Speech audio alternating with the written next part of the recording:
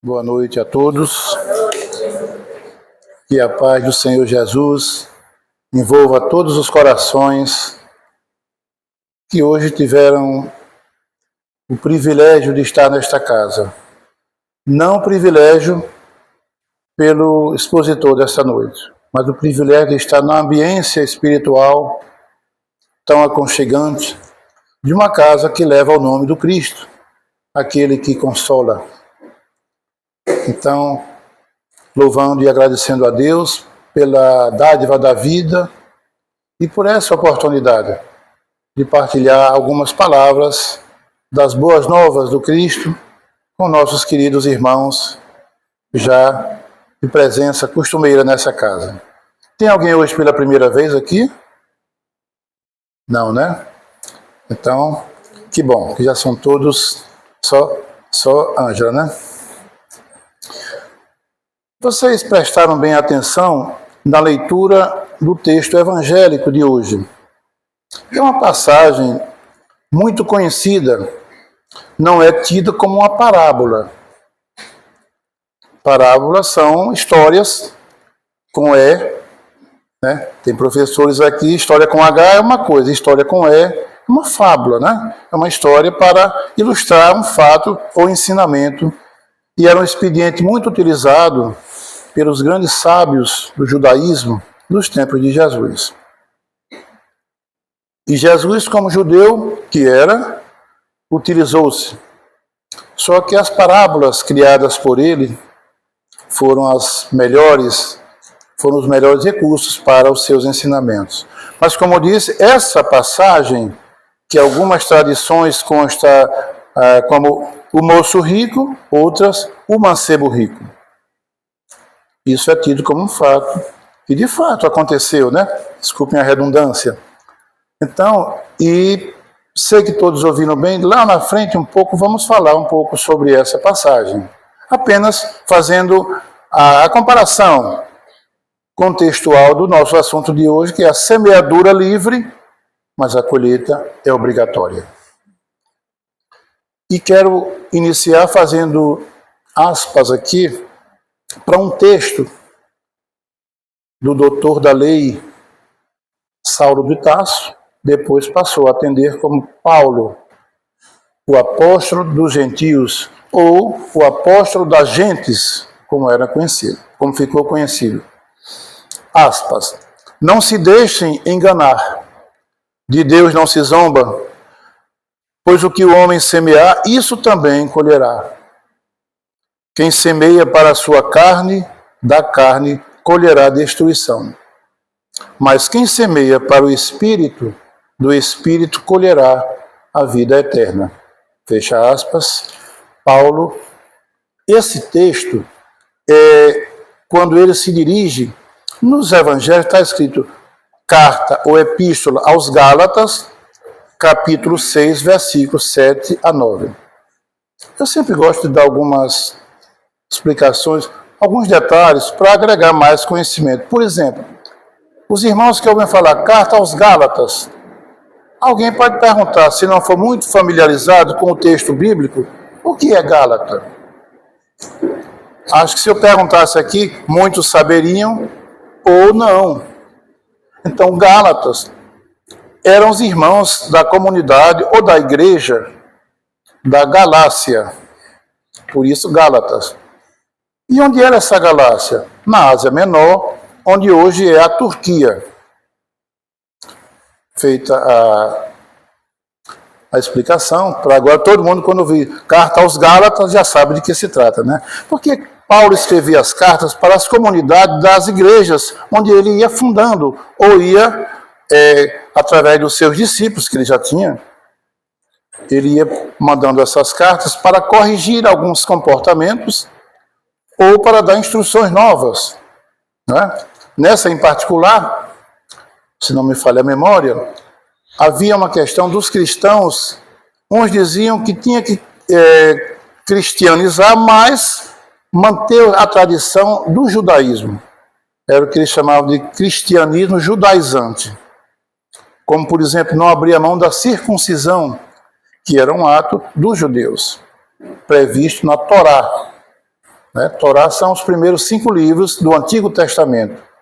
Gênesis, Êxodo, Número, Levítico e Deuteronômio. Isso é o que forma o que eles chamam de Torá. Então, Paulo escreve essa carta para tirar dúvidas, esclarecer. Não, o Cristo não, ele chegou aqui e acabou esse negócio.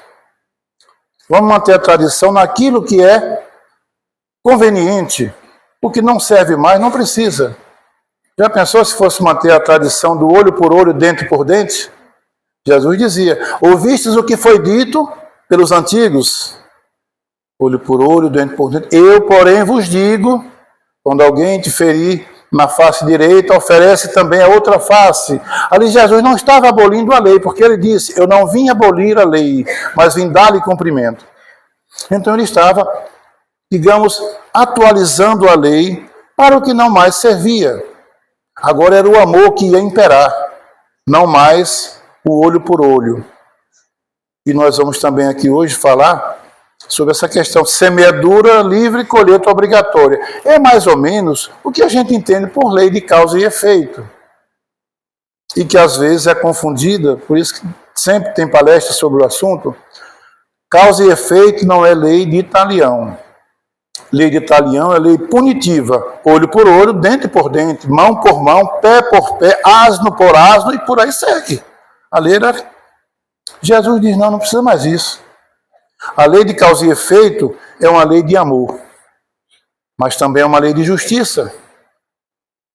E Paulo, ele já diz, tudo que você semear é o que você vai colher. Mas na frente, João, ou melhor, Mateus, no capítulo 16 do seu livro, conhecido como Evangelho segundo São Mateus, no versículo 26 e 27, ele vai dizer também, aliás, ele vai registrar uma perícope muito linda de Jesus. Pois que aproveita o homem ao ganhar o mundo inteiro, se perder a sua alma. Ou que dará o homem em recompensa da sua alma? Porque o Filho do Homem virá na glória de seu Pai, com os seus anjos, e então dará a cada um segundo as suas obras. Paulo deve ter pego essa expressão, essa perícope do Cristo, e criou a sentença dele, a expressão dele. O que você semear é o que você vai colher. A semeadura é livre, como diz o tema da noite, o nome do tema. É opcional. Você tem o livre-arbítrio. Livre-arbítrio é o bem mais precioso que Deus deu ao homem, entenda-se homem no sentido genérico, ao ser humano encarnado, depois da própria vida. É o livre-arbítrio. Que é a liberdade de você pensar, agir, comportar-se do jeito que você quiser. 99%, digamos. Porque quando a gente está exacerbando, a mão de Deus vem e diz, epa, aqui sou eu. Não dá mais. Mas ele deixa o homem livre para que você, com a sua inteligência que ele nos deu, possa discernir entre o joio e o trigo. Mas suas leis, que são eternas e imutáveis, serão cumpridas à risca. Mas na frente eu vou falar também que a lei de causa e efeito não implica necessariamente, embora esteja aqui do texto, que a semeadura é livre e a colheita é obrigatória, muitas vezes a colheita é diferente da semeadura. Porque a penalidade divina é diferente da penalidade imposta pela justiça dos homens. Ela pode ser comutada em amor. Eu provoquei 30 mil abortos. Tem um homem aí nos Estados Unidos, que foi, quem quiser ver no YouTube, o Grito.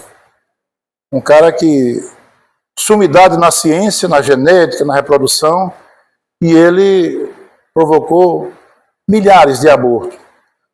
Até o dia que surgiu a ressonância magnética, que ele não, até então não tinha ainda, quando surgiu que ele foi ver como se processava o aborto lá dentro, intrauterinamente, daquele dia ele parou e passou a ser o maior defensor da vida humana no seu nascedouro, na sua gênese, ou seja, dentro do útero. Então, esse indivíduo que provocou, ceifou vidas no nascedouro de seres indefesos, que o aborto nada mais é isso, ou a interrupção da gravidez, né, que é um eufemismo bonito, mas o tema aqui não é esse, e até quando se fala desse tema nas palestras, não se deve incriminar ninguém que já o fez. Se fez, errou, mas daqui para frente já sabe que cometeu um erro grave. Vamos recompor. Aquele espírito que foi, vai ter a oportunidade de voltar. E você pode agora defender a vida, defender o não aborto. E assim como todos os deslizes que a gente comete na caminhada, a gente pode fazer no sentido oposto. E assim saldar o nosso débito diante da lei tão conhecida de causa e efeito. Agora, que a dívida tem que ser paga? Tem. Isso é indubitável. Colheita obrigatória, porque a gente não pode escolher o que vai colher depois de semeada a semente, depois de lançada a semente, de plantada a semente. E é interessante, veja, a gente tem a ideia de que tudo que a gente fizer vai pagar ou nessa vida ou na próxima existência, que a vida é uma só. E às vezes você pode cometer um erro crasso, um crime grave, diante das leis de Deus, e passar 2, 3 encarnações de boa sem. Aí alguém vai dizer, mas e a lei de causa e efeito? Alguém concebe a ideia de se pagar uma dívida. Se você não tem capital, você não tem dinheiro. Como é que vai pagar a dívida? Vai ficar negociando, né? E Deus é tão justo, tão misericordioso, tão bondoso, que ele vai dizer, não, meu filho, nessa encarnação você está doidinho para ir pagar aquela dívida. Está grande, estou aqui olhando a sua contabilidade, mas não dá ainda.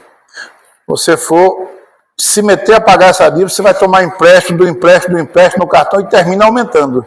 Já viu aquela pessoa que deve, vai no agiota, aí não pode pagar, vai no outro agiota, toma outro empréstimo, vai no banco, fica tomando e nunca mais paga, porque não tem como pagar. Então, você vem numa encarnação de boa, tem um esclarecimento aqui, tem lá no mundo espiritual, e vai adquirindo bagagem moral. Ah, mas agora eu já estou em condições. O próprio Espírito pede, ele é impelido a implorar a oportunidade de saldar aquela dívida, de reparar aquele erro cometido, porque ele agora tem consciência do que ele fez.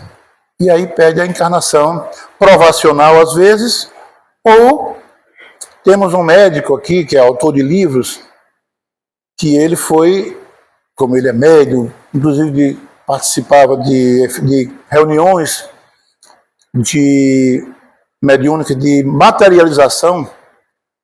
Não sei se alguém aqui não sabe o que é. Materialização é quando um espírito, numa reunião fechada, ele se materializa e você vê tal como está vendo aqui a pessoa. A maioria das vezes você vê parte, mas você vê a pessoa. A ponto de tocar e sentir a temperatura do corpo, o calor. Então esse médico, foi dito a ele pelos mentores da reunião, que ele foi um grande inquisidor. Que é isso? Ele participou da Inquisição.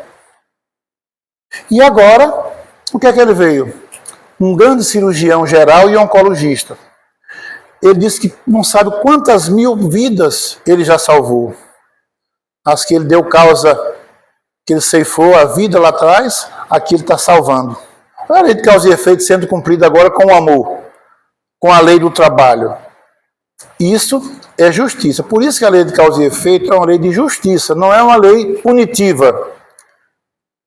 Muitas vezes o espírito vem e sofre aquilo que ele fez o seu irmão sofrer no passado. Porque muitas vezes ele próprio pede, ele causou a cegueira de alguém, cruelmente, e ele pede, já está pronto, eu quero ir sem a visão, privado desse órgão tão importante, desse sentido que é ver as coisas, ver a luz do sol, o verde das matas, o azul do mar, o verde dos mares, e ele agora vem privado. Porque ele pediu para ele sentir como era, que ele não lembra como foi que ele fez o outro sofrer, ele quer sofrer também a mesma coisa. A questão é se você passa pela prova resignadamente ou se passa blasfemando, reclamando da vida, da sorte, não é? Então é isso. Outra coisa, vamos fazer aqui uma comparação com a semeadura do campo. Você é um agricultor e planta lá, digamos, uns 3 caroços de milho, né? Que nunca se planta uma semente só, né? 3 ou 4, né? Esse milho você não vai colher logo amanhã. Você vai esperar o quê? Que a semente morra, germine, brote do solo em busca da luz do sol. Aí demanda certo tempo para aquela planta crescer, engrossar o caule, florescer. E aí vem a hora da colheita. Mas veja que tempo demandou, se a gente fizer um comparativo. Então, a colheita nem sempre é no momento, como a gente diz, aqui se faz, aqui se paga. Pode ser até imediato, ou pouco tempo, mas às vezes demora meses, anos, séculos. Mas a colheita terá que ser feita. E muitas vezes a colheita é maior do que o plantio. Olha a comparação que eu fiz. Você plantou lá 3 caroços de milho. Quando a planta cresceu, floresceu e deu as espigas de milho, você não conta quantos caroços de milho você vai colher daquele único pé que você plantou com 3 caroços. Então a colheita, muitas vezes, ela é maior do que o plantio. Ah, mas Deus está castigando. Deus não castiga ninguém. É porque, às vezes, você precisa de um remédio um pouco mais amargo, dado a sua patologia. Né? Tem determinadas doenças que exigem um remédio que você toma para matar a doença, mas tem que tomar outro para não esculhambar o estômago. Né? Então, é um para combater o outro. Então, muitas vezes acontece assim. A colheita ser proporcionalmente maior do que o plantio. Não se pode plantar o mal e esperar colher o bem. Tem um cientista muito conhecido de todos que passaram pelas escolas e pelas universidades da área de exatas, Albert Einstein. E ele diz que é uma insanidade, é atribuída a ele essa frase, que é uma insanidade fazer as mesmas coisas e esperar resultados diferentes. Então, se você semeou uma semente má, não vai esperar colher um fruto saboroso. Que vai colher um fruto, vai. Mas, de repente, aquele que nem botando 10 quilos de açúcar, você consegue tomar o suco, que é tão azedo, não é? Então, é assim, não se pode esperar colher bons frutos de sementes que não são boas, que não foram semeadas com amor, num solo bom e bem cuidado. O que se colhe é da mesma espécie daquilo que se plantou. É também provável que aqui todos já ouviram aquela expressão: a vida é feita de escolhas, ou tudo na vida é uma questão de escolha. E é. Nós temos que escolher o que comer, o que vestir, o que fazer, por onde ir. Ah, eu quero ir hoje para o centro. Eu posso ir pela beira-mar, posso ir por aqui, por ali, ou não, escolho não ir. Você tem que escolher as suas amizades, os amores. A gente escolhe. Ou somos escolhidos, né? Mas, no fundo, tem que haver escolha. Ou passiva ou ativa. Mas temos que escolher tudo. Importante, escolher os nossos pensamentos. Por quê? toda ação, toda atitude, ela nasce no nosso pensamento. O pensamento, a matriz geradora, é o nosso cérebro físico, mas a rigor é o espírito que comanda esse cérebro físico, que é o autor do pensamento. E pensamentos são ondas de energia que se espraiam pelo cosmos e não mais se dissipam, não mais elas se acabam. Uma vez que você pensou, a usina geradora, que é o seu cérebro físico, comandada pelo seu espírito, esse pensamento, por lei de atração, vão ao encontro de todos aqueles que estão vibrando na mesma frequência. Por isso que temos que ter cuidado com o que pensamos. Porque ninguém assassina uma pessoa se antes não tramou aqui no pensamento. Ninguém faz uma maldade se não começou antes com o pensamento. Você vai construir uma casa. Você não constrói a casa para depois pedir ao arquiteto que faça o projeto. Primeiro você chama o arquiteto. Olha, eu quero uma casa assim, 3 quartos, 2 salas, não sei o quê, um closet. Ele vai fazer o projeto, vai contratar o mestre de obra, os pedreiros, o eletricista, o encanador. E aí começa a obra. Mas tudo começa no projeto. Então assim são os nossos atos. Começam com nossos pensamentos. E muitas vezes temos que ter cuidado até aqui na palestra. É possível que alguém esteja dizendo, não gostei dessa palestra desse homem. Então cuidado, viu? É melhor que gostem. Brincadeiras à parte, mas muitas vezes a gente está numa assembleia dessa, digamos que não gosta do expositor por qualquer razão. Não pela qualidade do expositor, do que ele apresenta ou não. Mas não gosta por uma razão, digamos, pessoal. E fica ali, não fala com ninguém, até sorri para os do lado, mas está vibrando, pensando, doido que acabe, eu não suporto aquele homem falar. Ixi, aquela moça quando vem para aqui, se eu pudesse eu nem vinha para casa. Ela não disse a ninguém, ou ele não disse a ninguém, mas ele pensou. Essa onda de pensamento saiu da sua mente, vai encontrar alguém que também pode estar pensando a mesma coisa, e a frequência vibratória como a emissora de FM. Todos que tiveram naquela faixa, 93,1, todos que tiver com seu dial na 93,1, vai ouvir a mesma música. Assim, é os que estão pensando da mesma forma. Eu sei que aqui todos estão pensando bem do expositor, não é? Olha, como é bom fazer medo, né? Então, gente, é isso. A gente tem que ter cuidado com os nossos pensamentos, porque ele é o cerne de todas as nossas atitudes. Bom, Jesus, falando aqui na questão do pensamento, das escolhas, tem uma passagem muito bonita no Evangelho de Lucas, no capítulo 10, para quem quiser conferir depois, é os versículos 38 a 41. Lucas, Lucano era seu nome grego, médico. E Lucas registra esse encontro de Jesus com 2 amigas do peito, como a gente diz, 2 amigas muito queridas dele, irmãs do também querido amigo Lázaro, aquele mesmo da ressurreição.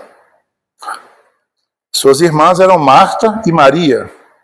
Jesus, visitando Marta e Maria, pelo visto, no texto não fala, então dá-se a entender que Lázaro não estava em casa, devia estar em outras tarefas, que Jesus disse que visitou Marta e Maria.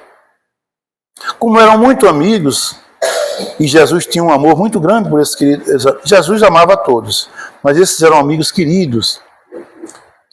E Marta, preocupada em atender bem o anfitrião querido, que era Jesus, lá na cozinha, ralando, fazendo tudo, e arrumou a casa cedo, o terreirinho na frente, enfim, arrumando tudo. E Maria, só de boa lá, conversando, ouvindo Jesus falar. Jesus não parava de falar também. Quem é que ia fazer alguma coisa com aquele homem falando? A ponto de Marta sair da cozinha e dizer, Senhor, eu estou lá dentro o dia todo ralando aí para o Senhor. Não é melhor que o Senhor mande Maria vir me ajudar, não? Porque ela fica só aí. Mais ou menos como a gente humano faz, né? Amorosamente, doido para Jesus dar uma correção na outra, né? E Jesus, Marta, Marta, Maria escolheu a melhor parte. Que melhor parte é essa? A parte boa é as notícias, ou a boa nova. Boa nova no grego significa evangelho. Então, evangelho é a boa notícia que Jesus trazia dos céus para nós, para a humanidade. E ele dizia, Marta, aproveite, já fez lá, vem para cá também. Senta aqui para ouvir umas historinhas boas que eu estou trazendo para vocês, que o tempo é pouco para mim. É claro que quando a gente quando a gente lê esse texto de Lucas, a gente pensa que Jesus estava dando um passa fora na sua querida amiga, que ele amava os três do mesmo jeito. Ele só quis mostrar ali a importância das escolhas na vida da gente. A gente pode escolher fazer o mal, está semeando uma semente ruim, vai colher um fruto amargo. Se você escolhe fazer o bem, está plantando uma boa semente, cuja colheita será de frutos saborosos. Então, ele apenas queria ilustrar a importância de se escolher as boas coisas, e ele tinha pouco tempo. Claro que depois foram se refestelar na comidinha gostosa de Marta, que era boa na cozinha ela, viu? Bom, então, essa passagem está lá em Lucas 10, para a gente entender a questão das escolhas, a importância, como na vida a gente tem que escolher tudo, e tem que estar sempre atento para cada escolha que faz, porque cada escolha é uma semente semeada. Também, Lázaro, quando eu falei de Lázaro, é aquele da ressurreição que está lá narrado em João, Evangelho de João, no capítulo 11, versos 38 a 54. Deixa eu ver o que é que eu trouxe mais aqui para vocês. Bom,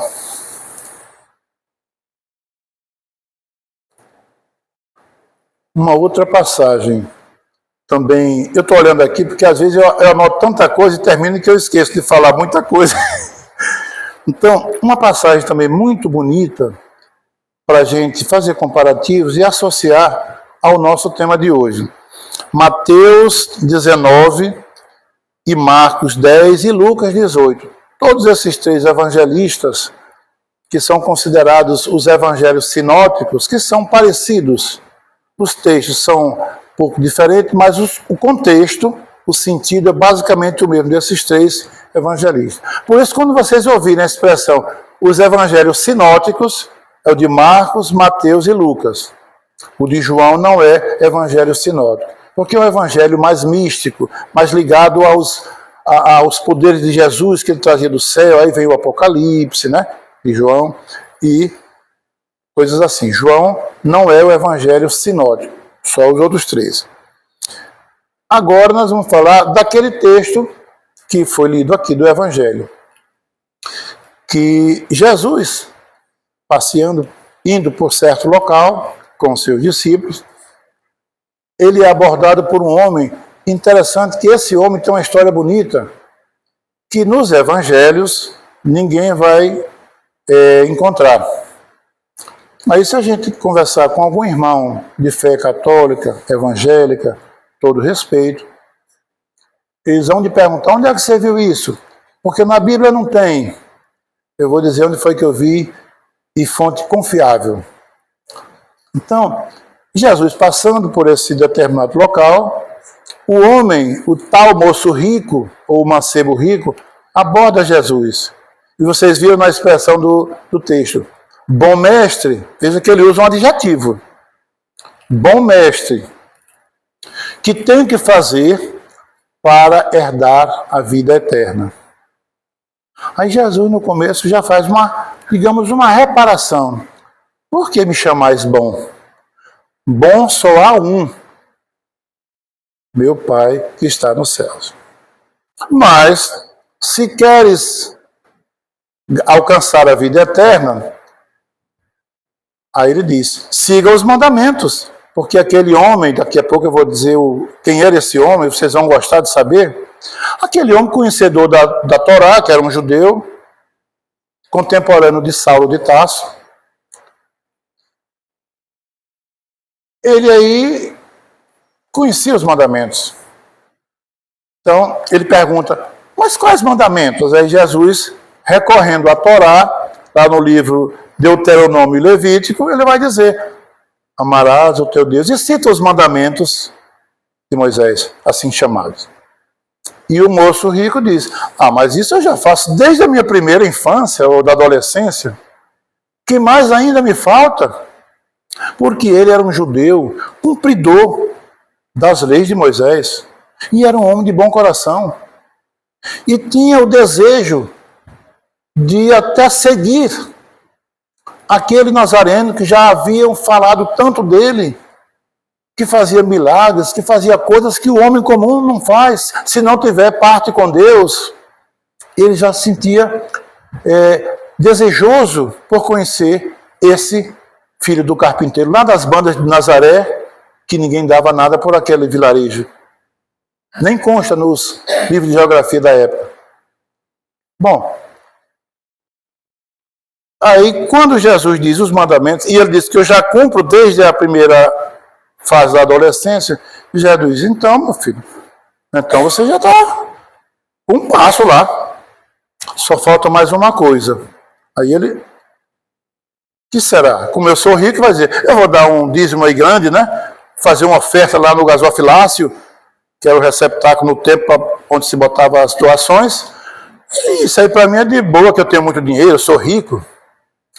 Aí Jesus diz, venda tudo que você tem, mas não é para vender e ficar com o produto da venda, que aí continuaria rico do mesmo jeito. Venda tudo que você tem, dê-o aos pobres e terás um tesouro nos céus. Depois, vem comigo, vem e siga-me.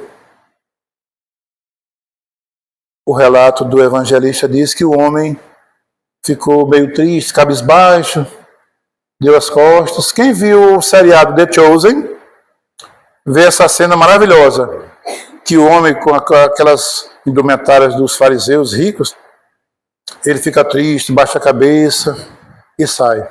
É ali onde Jesus diz, está vendo? Em verdade vos digo que é muito difícil que um rico entre no reino dos céus. E digo mais, é mais fácil que um camelo passe por um buraquinho de uma agulha do que um rico entrar no reino de Deus. É ali onde Jesus diz essa expressão. E também temos que entender que Jesus, quando diz essa expressão, ele não está dizendo que nenhum rico vai para o céu. Entenda-se céu como um plano espiritual, um local de felicidade. E nem também ninguém vai para o inferno, porque isso não são locais circunscritos geograficamente. São zonas de felicidade espiritual e de sofrimento. Então, o homem vai embora triste. No seriado The Chosen é muito bonita essa cena. E Jesus completa, né? Agora, quem era aquele homem? Seu nome era Efraim, filho de Bunã. Não está no texto bíblico. Os evangélicos e católicos que ouvirem, eu vou dizer a fonte, que não sei se eles vão, mas a fonte literária. Na obra Contos desta e doutra vida, vou repetir, Contos desta e doutra vida, capítulo 34, o seu autor é o conhecido escritor, quando encarnado, Humberto de Campos, escritor maranhense, muito conhecido na literatura brasileira. E no plano espiritual, ele continua como um verdadeiro escritor e repórter para nós, trazendo informações, agora em espírito, para nós encarnados.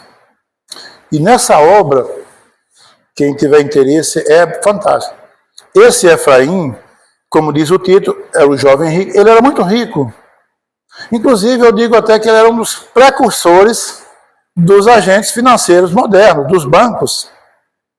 Porque ele gozava de muito conceito naquela sociedade, era um homem íntegro, e todos os ricos confiavam a ele o depósito de suas riquezas, suas moedas.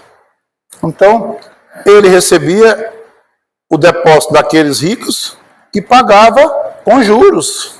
Era uma espécie de investimento. Então eu digo que ele é um precursor dos investidores modernos, né? Dos bancos, das casas de financiamento. Mas ele também, ele era contemporâneo de Saulo de Tarso. Na época ainda Saulo, tá, gente? Não era Paulo. Paulo é depois da conversão em Damasco. Então, ele era um homem culto, tal como Saulo era um candidato a ser rabino. Porque ele gozava de muito conceito com os sacerdotes no templo. Era um profundo conhecedor das leis, da Cabalá, toda a Torá, dos profetas, tudo. Mas ele também era dotado de atributos físicos, era o tipo de um atleta. E ele participava daquelas corridas de bigas. Bigas são aqueles carros que a gente vê nos filmes, né? Ben-Hur, os romanos, com os cavalos na frente. E ele tinha títulos de campeão, sempre era um vencedor nesses campeonatos. E logo depois desse encontro dele com Jesus, onde Jesus deu para ele a oportunidade de fazer uma grande escolha na sua vida. Olha a escolha novamente. Escolher ficar com Jesus, seguir os ensinamentos que Jesus trazia, ou escolher ficar com sua fortuna efêmera, passageira, impermanente, que toda a nossa riqueza é tão passageira aqui. Ele fez a opção por ficar com a riqueza. Segundo o texto, dias depois, ele foi participar de um grande campeonato de bigas. E lá numa curva, o cavalo se assustou, a biga virou, ele caiu e o cavalo passou por cima dele. Não precisa dizer o que aconteceu, né? Desencarnou. Ah, então foi castigo. Não. Não, porque Deus não castiga ninguém. Muitas vezes, as energias que nós emitimos atraem a nossa felicidade ou a nossa desdita, a nossa infelicidade. Então, esse Efraim é aquele moço rico. Então, onde está isso, Beto? Que não está na Bíblia. Livro Contos desta e de Outra Vida, capítulo 34, de Humberto de Campos. Psicografia de ninguém menos do que nosso querido Chico Xavier, em saudosa memória, né? Ainda tem outra passagem interessante sobre a questão das escolhas e que as escolhas determinam a nossa semeadura. Tudo que eu escolher, eu estou semeando. Os resultados é a colheita. Eu escolhi hoje tratar bem meus amigos aqui. Com certeza vão dizer, não, ele nem foi tão bom na palestra, mas ele é tão educado, atendeu bem a gente. Então, de alguma forma, a escolha boa traz algum fruto bom. Agora, se na entrada ali já for dizendo, gente, eu sinto muito não falar com você, porque eu estou com pressa, sou palestrante de hoje, não posso perder tempo aqui para não desconcentrar. Aí iam dizer, a palestra até foi mais ou menos, mas é tão grosso aquele homem. Meu Deus. Mas não é, isso é a lógica, né? O óbvio. Quando não dizem, pensam. Nós, humanos, somos assim, né, ainda, né? Mas nós estamos no mundo de provas e expiações. Não há um ser humano aqui perfeito, senão não estaria aqui. Não é? Então, essa outra passagem se refere ao julgamento do procurador da Judéia, ou o prefeito de Jerusalém, ali da Judéia, que era Pôncio Pilatos. Todos sabem quem é Pôncio Pilatos, né? Quem foi aquela alma boa. Nesse julgamento, quem é do direito também sabe, não se podia prender de madrugada, muito menos fazer um julgamento naquelas horas que foi feito. Testemunhas forjadas, o preso sem direito à defesa nenhuma. Pôncio Pilatos pergunta para Jesus, tu és rei? Jesus, tu dizes. Ah, então você é o rei dos judeus? Meu reino não é deste mundo. Mas Jesus falando aí da vida espiritual, da vida após a morte, que nós continuamos vivos após a morte do corpo físico. Meu reino não é deste mundo, então em algum lugar tem um reino. E que nós vamos, não é? Então ele disse, se o meu reino fosse deste mundo, eu não estaria preso aqui, invocaria uma legião de anjos e seria liberto. Pôncio Pilatos, depois, e ele diz, eu vim para trazer a verdade. E Pilatos ainda pergunta, mas o que é a verdade para ti, Galileu? Debochadamente, né? E aí, Jesus podia dar uma lição, mas ele calou. Mas na hora que ele precisava mostrar quem ele era, deu silêncio como resposta. Por que é que ele não disse a Pilatos que verdade era essa que ele trazia dos céus, que era a boa nova, as boas notícias do céu? Porque as verdades que ele trazia, a que ele se referia, aquele homem, veja, ali eram dois governadores. Um governador da Judéia, investido pelo poder de Tibério César, sobre a vida e a morte de qualquer um daqueles, mas era um governador de poder impermanente, passageiro, efêmero. O outro, que estava ali preso, manietado, era o governador simplesmente do planeta. Não era da Judéiazinha ali. Era o governador do orbe. Mas Pilatos não sabia disso. Então, Jesus dá o silêncio, porque se ele fosse falar as verdades que ele trazia, ia ser debochado. Eles não estavam à altura de compreender. Eles eram sábios, intelectuais, mas moralmente, era a antítese da moral. Eles eram muito atrasados moralmente. Por isso que Jesus, eu vou perder meu tempo jogando pérolas aos porcos, deu silêncio por resposta. E Pôncio Pilatos teve a oportunidade de fazer uma grande escolha. E fez. Escolheu ficar com o poder. Ele já tinha muitas queixas pelos sacerdotes a Tibério César em Roma, que a coisa não ia muito boa. E ele não gozava de muito prestígio mais com o imperador. Então ele não queria levar mais um problema, mais uma queixa. Porque os sacerdotes disseram para ele, se você absolver ele, você está contra César. E o nosso imperador é César, coisa que eles também detestavam, né? Que eles eram submissos. Eram uma espécie de escravizados de Roma. Mas para se livrar daquele nazareno que ameaçava o poder também deles, dos sacerdotes do templo, das autoridades eclesiásticas, então tinham que se livrar dele também. Aí disseram, não, esse homem, se você não condená-lo, você está contra César, e vamos representar contra você, hein? Aí ele, então me traz aí uma bacia com água, olha, eu não vejo crime nenhum, mas é que vocês estão querendo, então, lavo minhas mãos diante do sangue desse justo. Agora você imagina, eu reconheço que você é justo, eu sou a autoridade que posso condená-lo ou livrá-lo, dar o seu indulto, a sua soltura.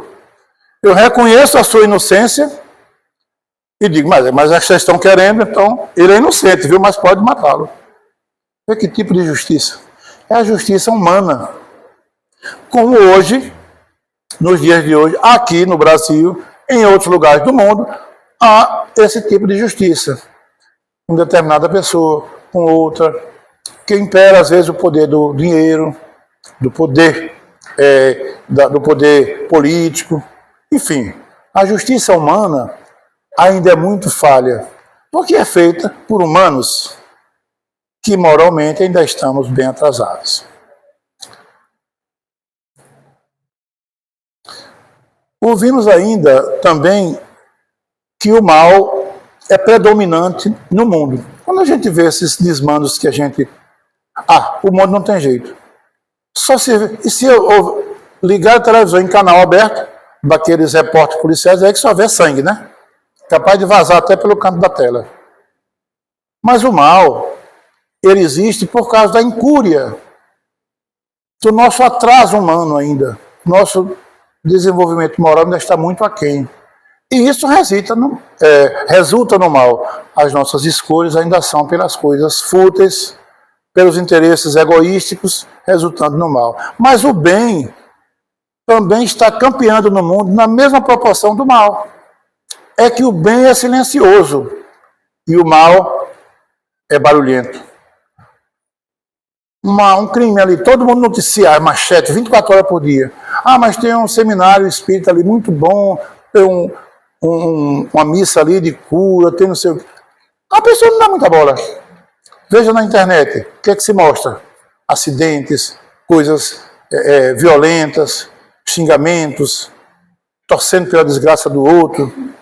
Então, a gente é que prefere escolher o mal. No dia que a gente escolher ficar com o bem, com a paz, com o amor, o mundo muda. Bom, a lei de Deus, todos nós nascemos com ela na consciência. Agora, em germe, e vai desenvolvendo à medida que a gente vai melhorando a nossa conduta moral. Onde é que está escrita a lei de Deus? Na consciência. Questão, quem sabe? 621 do Livro dos Espíritos. Kardec pergunta, onde é que está escrita a lei de Deus? Eles disseram, na consciência. Kardec depois ainda perguntou, tá, mas já que está na consciência, qual a necessidade então de escrever e ter que dizer? E eles disseram, é porque o homem a esqueceu, deixou para lá. Então é preciso que a gente insista aqui, ó, tá aí a lei, vocês não comem se não quiser. Está aí na consciência de cada um. E não precisa ser doutor, não precisa estudar. Você pode falar errado, nós vai, é nós, mas você sabe que não deve roubar, não deve fazer o mal a ninguém. Mesmo falando errado, sem nenhuma instrução escolar, mas você tem a bondade no coração. Amor e bondade não precisa de escola.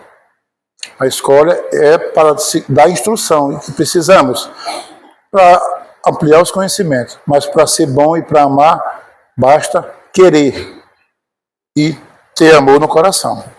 Bom, Dona Mônica já subiu, tinha mais umas coisinhas aqui para falar, gente. Não vou nem perguntar o que vocês querem, que eu sei que vocês vão dizer que não.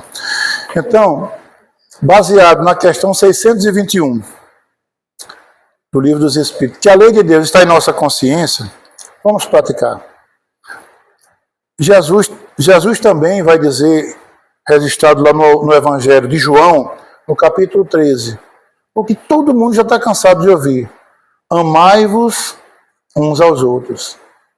Se a gente se esforçar para amar uns aos outros como a nós mesmos, porque a gente ama o outro, mas como a nós mesmos, como a gente quer que os outros nos amem, como eu me amo.